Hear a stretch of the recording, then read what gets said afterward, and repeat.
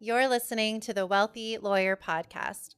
I'm your host, Lauren Klein, and the founder of the Wealthy Lawyer Squad, a community specifically curated for law students and lawyers who are ready for more success, wealth, personal growth and wellness, and ease in their legal career. With the tools and strategies I teach in the squad and that I've implemented in my own career successfully, I want you to get ready to approach your legal career in a whole new way and live a life you never imagined. I'm a former big law attorney, entrepreneur, law firm owner, and success coach for law students and new lawyers, and I am here to support and inspire you on your journey in the law every step of the way. Let's go, squad.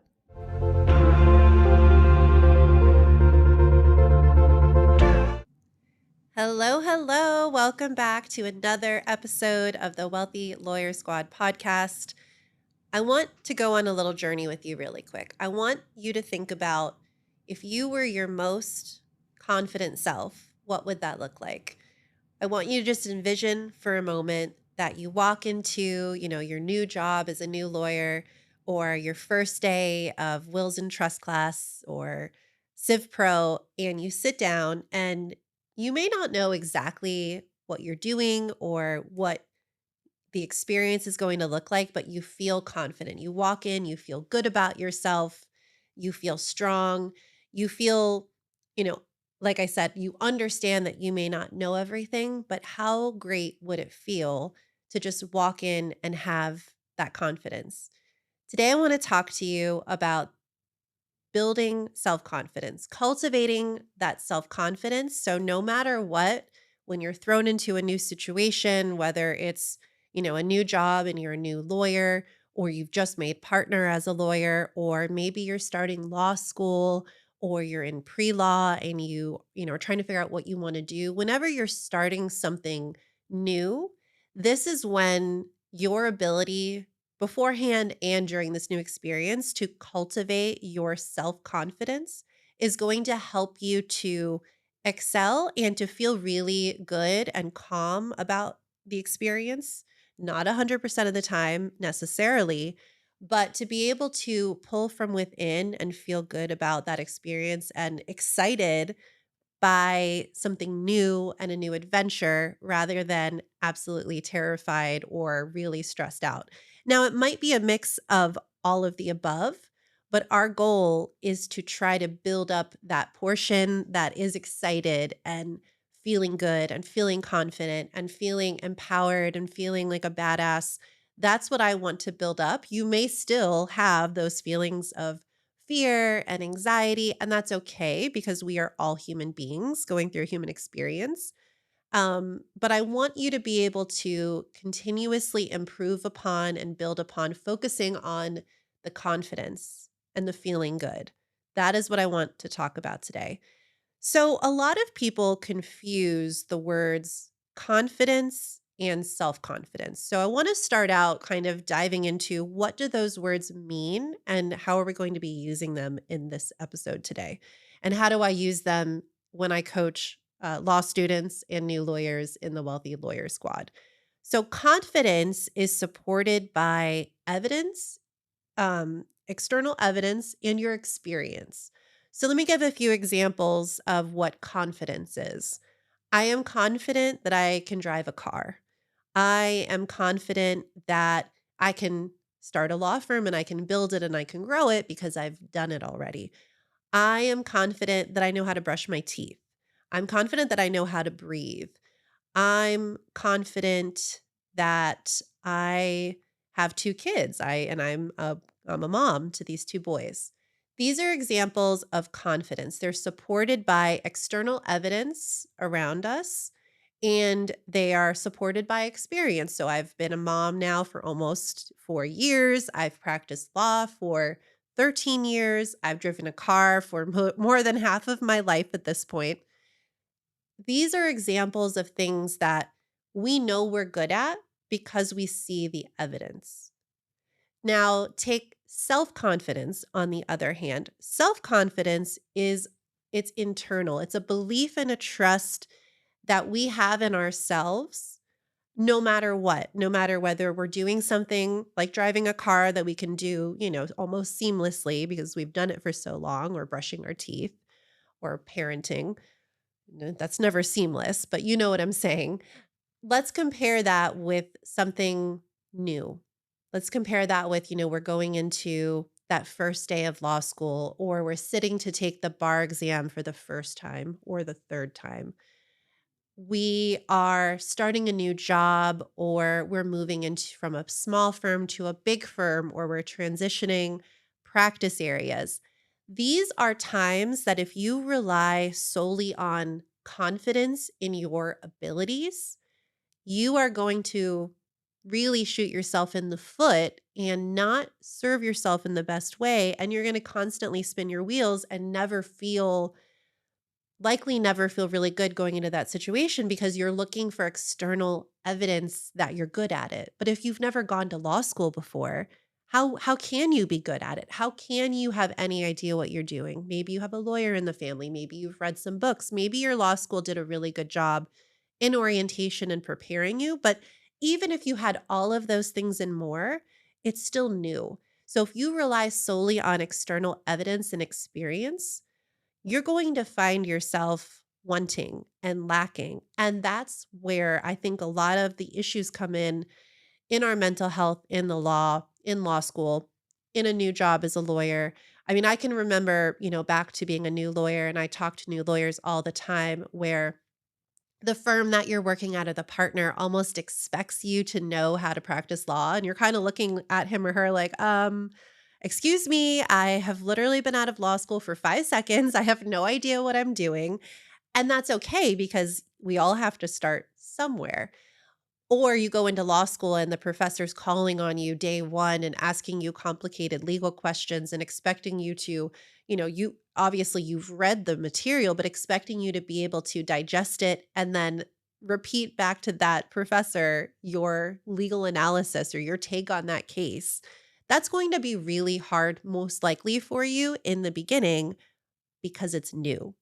So, the more that you can build up that self confidence and that belief and trust in yourself, that even if you're doing something new, even if you're doing something scary, you know yourself and you know that you're smart and intelligent and hardworking and that you will be able to figure it out.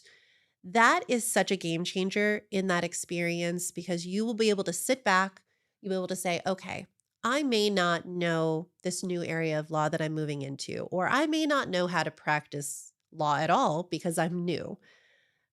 And it can help to look to some of the external experiences. Like I mentioned, if you're starting law school and you've read some books or you've done some internships even before law school, you can draw upon those things. It's not that drawing upon the external evidence is bad by any means, but it's not enough for you to feel good. You need to be able to feel that self confidence in the beginning of something, trying something new, trying something scary.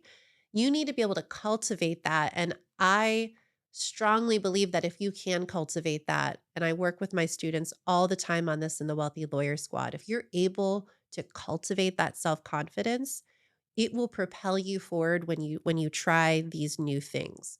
When you're open to new experiences, when you're excited to try something new, when you kind of flip the script of oh my God, this is a new job and I don't know how the partners are going to be. And I don't know, the other associates, how they're going to act and how they're going to treat me. And oh my God, what if these clients are really, tough and demanding? All of that might be valid. But what if you are able to draw upon this inner self confidence? So when you go into those situations, you say, all of that might be true. Maybe I will be working with difficult partners. Maybe the associates aren't going to be really friendly, or maybe they are right away. Maybe the clients will be demanding. Very likely they will. But if you're able to look inside of yourself and say, I am smart, I am intelligent, I believe in myself, I believe in my abilities and the fact that I am hardworking and I will figure it out and I will fail and that's okay. I think that is one of the biggest things that is not talked about in the law. In law school, starting at the very beginning, we're trained to almost look for all of the issues and find out, all the pitfalls. And that is important to know how to do that when you're working with clients and you're representing them and you're doing the best job possible for them. it's good to know the pitfalls and say, hey, let's think about down the road if you start this business with a partner, if you don't have something in place that says, what happens if one of you decide to split up, whatever it is. It's important that you think like that, but it's also important that you recognize that trying new things and failing is a part of being successful. And I don't think that is celebrated in the law that much. And I think that is part of, perfectionism is a whole other episode that I'm going to do. I think we do tend to become perfectionists, whether it's because we're A type or whatever it is, but it's a in my opinion, a recipe for bad mental health in the law when we think that we have to be perfect and we think that we can never fail. It's just not foreseeable. It's not reasonable. All you look around at, all the things in your home or in your office that were created, electricity, air conditioning, lights, your phone. Don't you think that the people that created those things failed over and over and over and over again?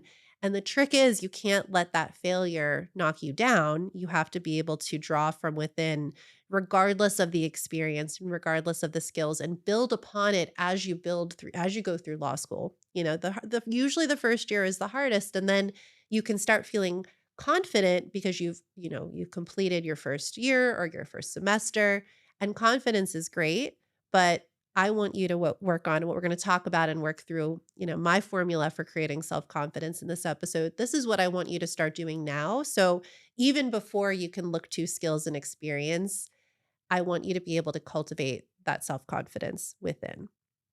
So we're going to talk about one of the ways that I love to coach students in the Wealthy Lawyer Squad, and whether it's people who are pre-law or law students in the Law Student Success Blueprint or new lawyers in the Lawyer Success Blueprint, this model, this formula has been instrumental in helping students overcome issues like not having enough self confidence or limiting beliefs or perfectionism or fear of failure, fill in the blank, whatever it is. And I use this all the time too. When I am working through something and I want to create a certain result or I want to feel a certain way about something in my life, whether it's, when I started the law firm with my best friend and that created a whole new set of, challenges that we had to overcome together, or becoming a new mom or whatever it is, I use this formula all the time. So I want you to think about this formula and think about how you could apply this to your own life. And this is, again, something that we do all the time in the squad. So we're going to think about this in a certain way with a model. So this is the model. This is the formula. Your circumstances create your thoughts. Your thoughts produce your feelings then generate your actions, and your actions cause results. Now, if you are not driving or walking, if you're sitting down and listening to this podcast, I highly recommend that you write this down on a piece of paper. And because I can't directly coach you through this podcast episode, I want you to be able to do some self coaching on yourself so you can work through whatever issue it is. If you want to work through self confidence, which is the reason I even wanted to do this episode, it's coming up constantly within the squad. People want to feel more confident, they want to feel good as they move through their legal career. So if you can write this down, again, it's circumstances. So you write circumstances in a line. Circumstances create your thoughts then produce your feelings then generate your action or your inaction, and then the action causes the results. And as you can see, this all works together. Each piece is interrelated. So let's start with circumstances. So your circumstances is something that you cannot change. The sky is blue today. I have my own law firm. I have two boys. Those are all things that are facts. Now, I could decide to not have a law firm anymore. Can't get rid of the kids, that they're with me. They're stuck with me, luckily. Love being stuck with them. But you see what I'm saying? The circumstance is a neutral thing. Maybe the circumstance is you have started a new job at a law firm or you have just started law school. That's the circumstance. Now, we tend to assign feelings and thoughts and actions around that, thinking that all of that are finite things. But the reality is that the circumstances are what is, the truth. So it's something I always say to my students that, would be able to hold up in court of law. It's something where you can look to facts to see, whatever it is. So let's go with I've started a new job at a law firm. Okay, that's the circumstance.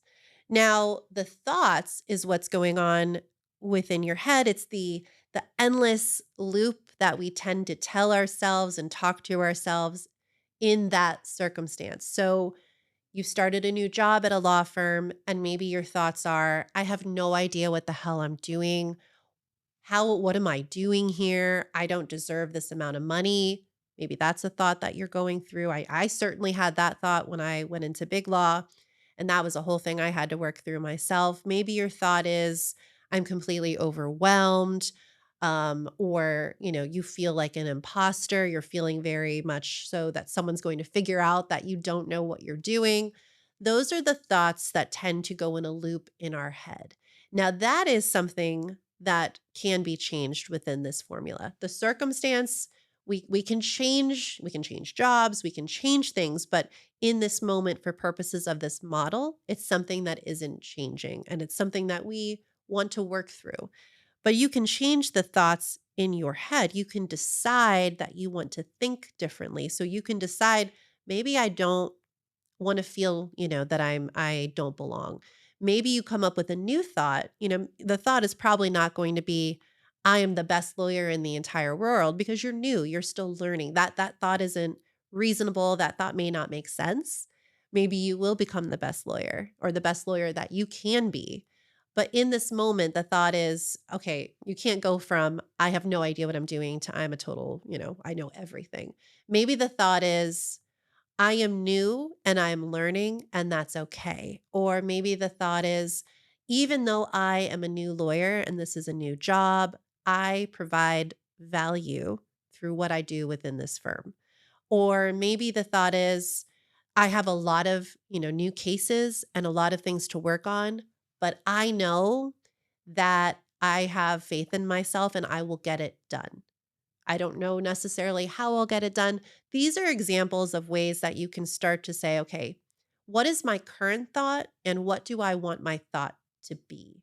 So when I started my law firm, for example, even before I started the firm, my thought, and I've said this on prior episodes, was, who the heck am I to start a law firm? And that was on a loop in my head. Who the heck am I to start a law firm? Da da da da da da da. Now, here's a great example. If I had looked at the external evidence, there was certainly a lot of external evidence that I absolutely had what it took to start a law firm. I'd been practicing at that point for 12 years, exclusively in one area of law that I knew very, very well, and I still know very, very well. I had been at one of the biggest law firms in the world. I had taught classes at law schools on this topic. I If I had looked to the external, that should have been enough. But what I was lacking was that self confidence, that inner knowing of, even if it was going to be new and scary, it's something that I could figure out. And so I had to shift my thoughts and I had to work and journal and really play with this model to be, okay, think about, what do I want my new thoughts to be? And as time has gone on, I've changed those thoughts from who the heck am I to I am worthy of starting a law firm. I have a lot of experience. I will bring a lot of value to my clients. I will create a law firm that will provide immense value to our community. And I had to shift my thoughts in that loop that was going on in my head. Now, the next part of this formula is feelings. So, feelings are really vibrations in your body that are being created by those thoughts. So, the who the heck am I thought, or the I don't feel confident, I feel like an imposter in this new job thought, creates a feeling in our bodies. So I want you to think about whatever the thought is that you are, writing down or thinking about in this model. I want you to think about, how does it make you feel? So often when I have clients who are saying they don't feel confident, they don't feel self-confidence, they don't feel like they belong, I then go to, what feelings is that bringing up inside of you? And a lot of times the feelings are things like shame or embarrassment or stress or anxiety. And it's manifesting in their body in a way that is not serving them. It's not serving them. It's not enabling them to become a better lawyer. Sometimes they just get completely blanked out. Maybe the partner is explaining something to them, and because they feel like they don't belong and they're not worthy, their brain is just shutting down and they're not able to learn and they're not able to take in that information. And that is not the way to continue to become a better attorney if we're just shutting down. And so when I'm working with a client who's experiencing this, I want them to think about, okay, what is the thought that we want to have instead of the existing thought?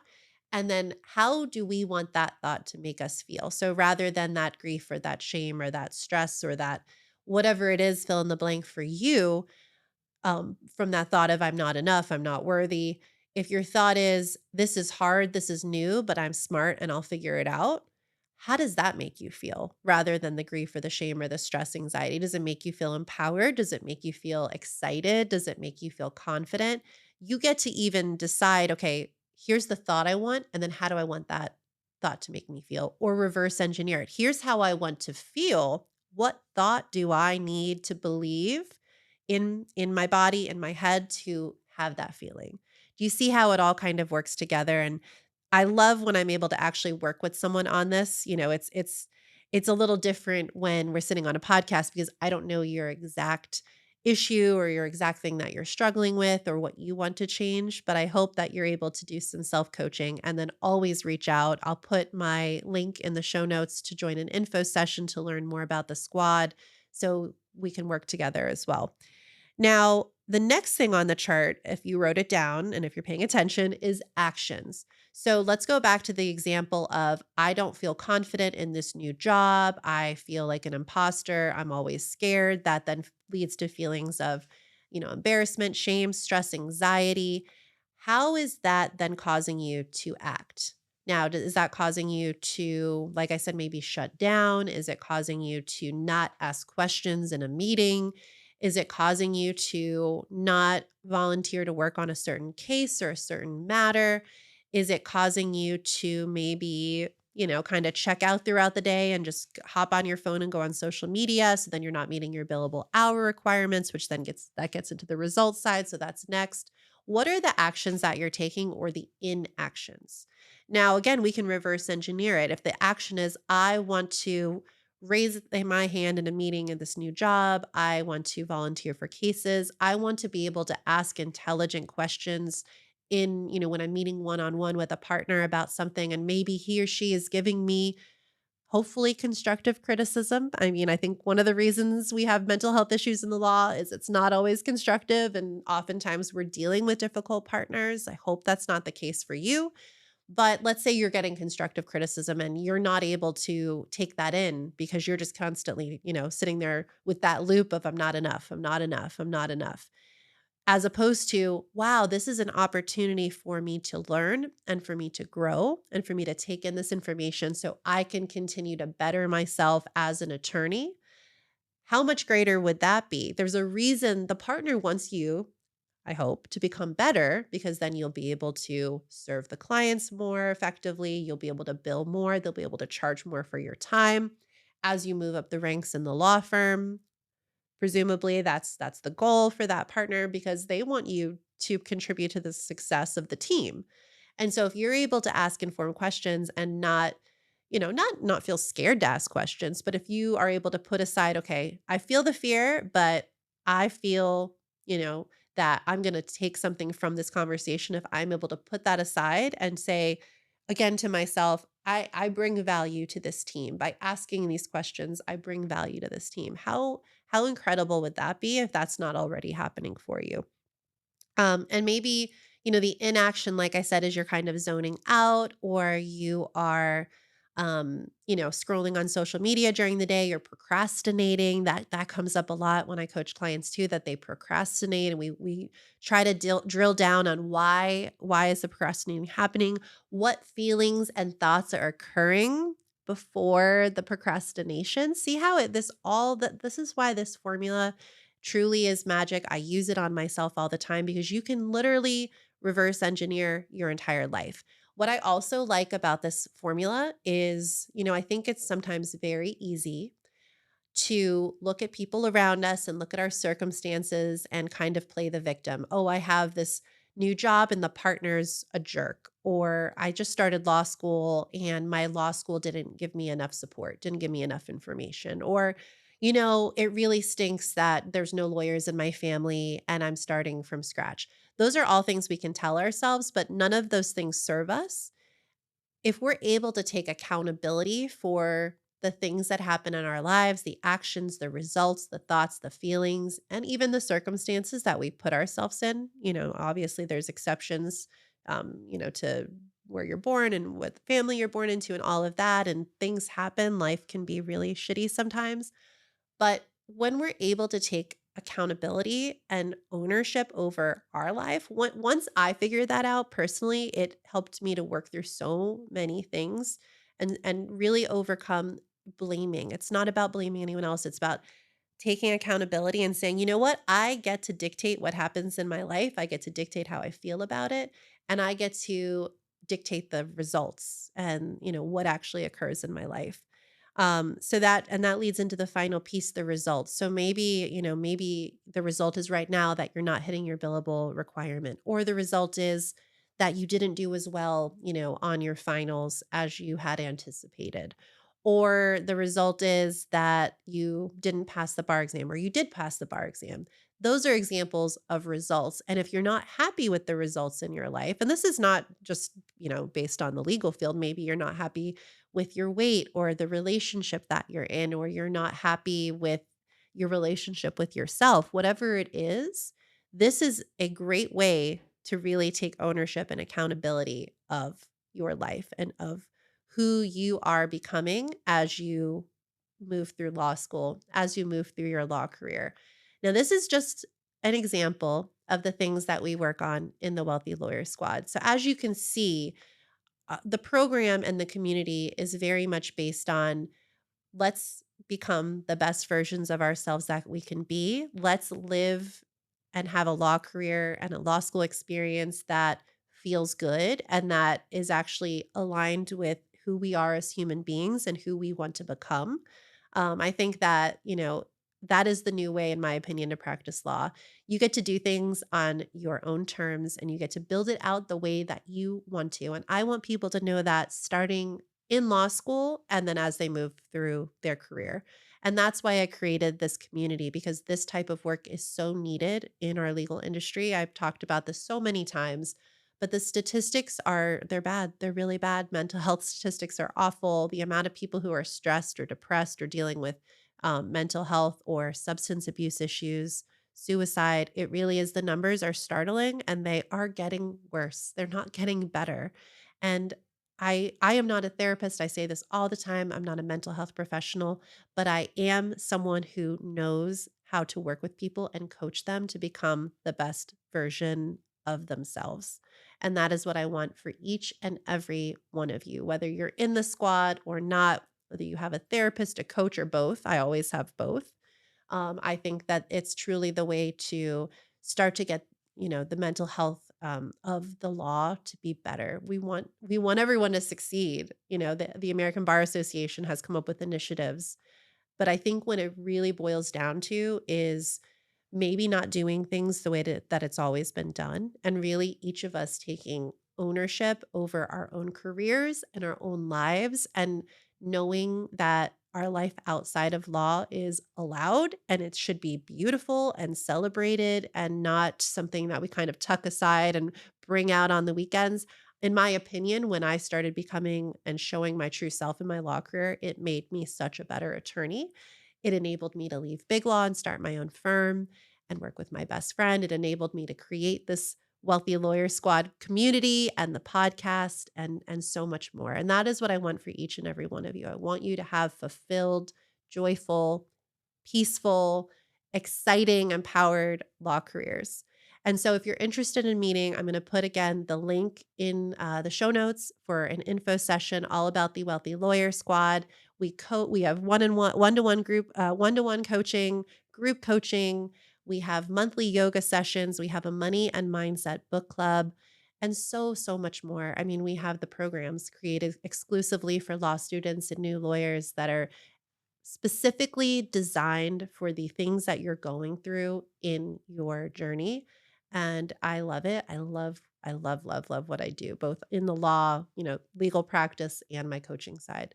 And that's what I have for you today. I hope that you enjoyed this. I hope that you took something from this conversation and the formula that you're able to apply to your life.